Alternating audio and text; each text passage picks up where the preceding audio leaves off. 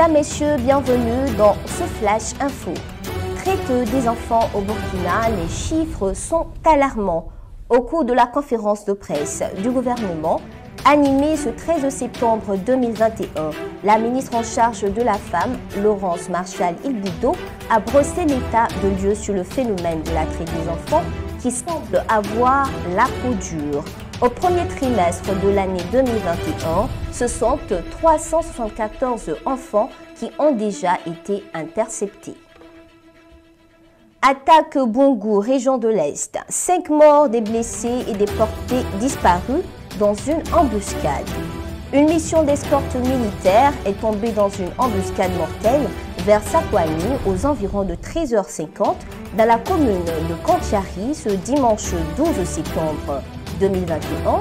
Selon un communiqué du gouverneur de la région de l'Est, le groupe ciblé revenait de la mine d'or de Boungou, située dans la commune de Partiaga, province de la Tapoa, après avoir escorté un convoi de citernes de carburant.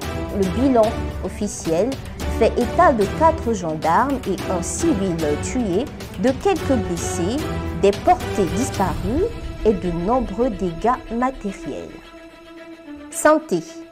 Le jeudi 9 septembre dernier, 18 générateurs pour redonner vie au centre de dialyse de l'hôpital Souro-Sano de Bobo-Dioulasso.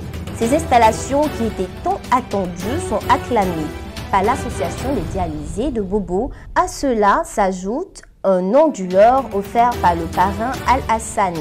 Selon le secrétaire général du ministère de la Santé en visite, des efforts sont faits pour éviter la rupture des intrants dans ce centre, d'où la subvention octroyée par l'État.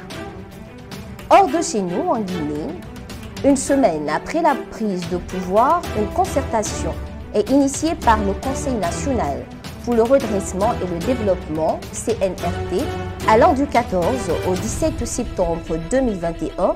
L'annonce a été faite dans un communiqué.